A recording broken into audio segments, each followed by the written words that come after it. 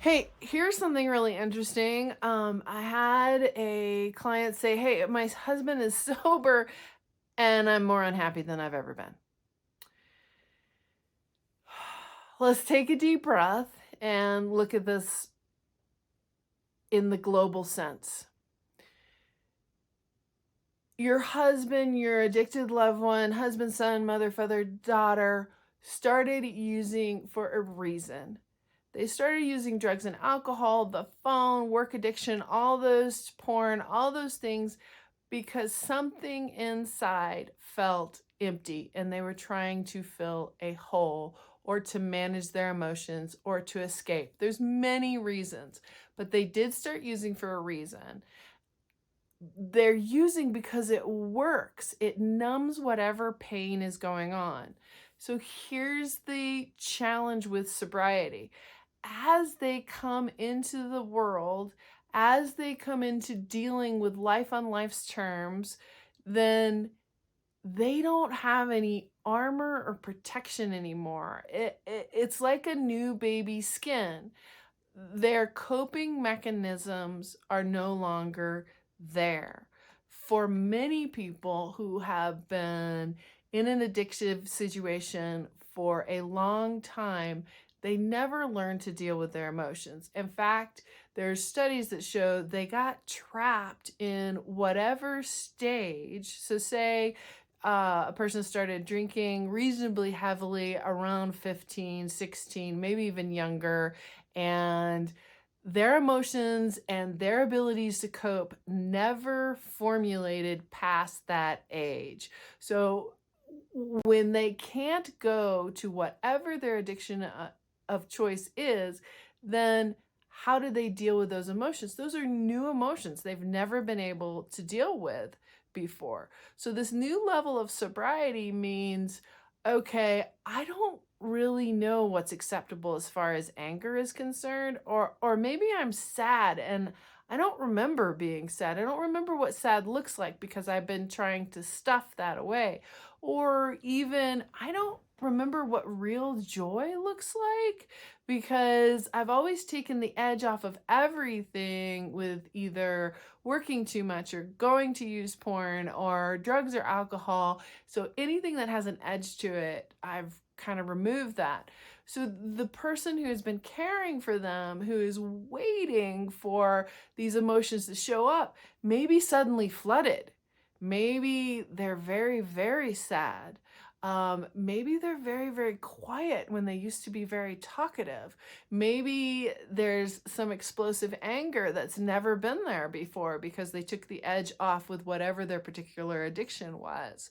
So sobriety is kind of like what we look at with marriage. Marriage is, and stay with me for this, when we do the wedding, right? This is all Hollywood talks about, is getting ready for the wedding, making the beautiful dress, getting the cake, all those types of things. There's hopefully 50, 60, 70 years to follow that. Sobriety is the same thing. When a person gets sober, that's the wedding. That's the piece where everybody goes, oh, isn't it wonderful? Isn't this great? We're so excited.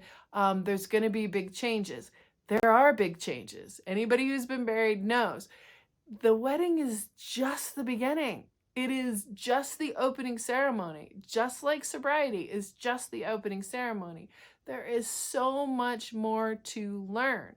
So as the loved one of the addicted person, you have a lot to learn too, because how you have been interacting with them will no longer be the same. There are huge changes coming. And in fact, what we have experienced in working with persons getting sober is sometimes they don't know what their emotions are. And you may see them stop and pause and try and figure that out. Or they may look at you and say, I'm not sure what I'm feeling. I'm not sure what my choices are. I'm not sure what would really work for me.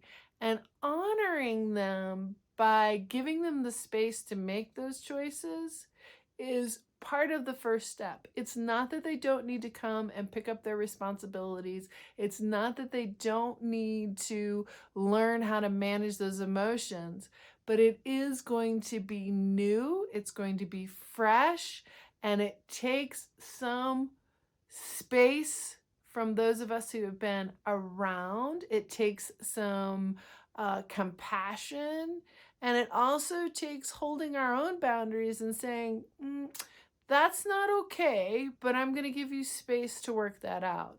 So sobriety is just the start.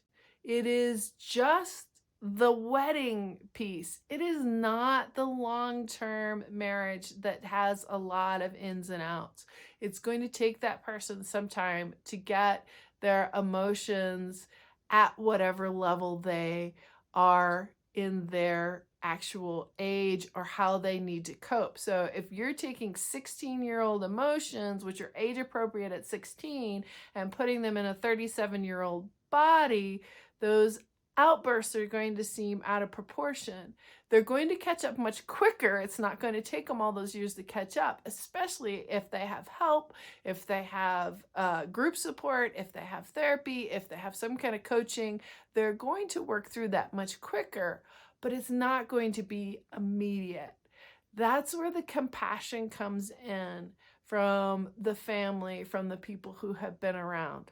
So the first thing is to number one, don't expect immediate adult behavior. Number two, emotional control might be very up and down. Number three, be sure and be aware of where you are emotionally as these changes are happening. And number four, they have to work through this on their own. You can't solve this for them, just like you couldn't solve the hurts or the happiness that your children had at the different stages. They're going to have to work through it piece by piece. So as you're looking at this, it's a good time to be curious. It's a good time, if you're comfortable, to ask questions and say, seems like you're really struggling. Do you want to talk about it? Do you want to share? And they may say no. They may need to go talk to their group, their counselor, their coach, and work through all that. If you can calm yourself down and provide more space, they will more likely open up with their emotions. So, hey, thanks for watching. Be sure and subscribe below, and I look forward to talking to you in the next video.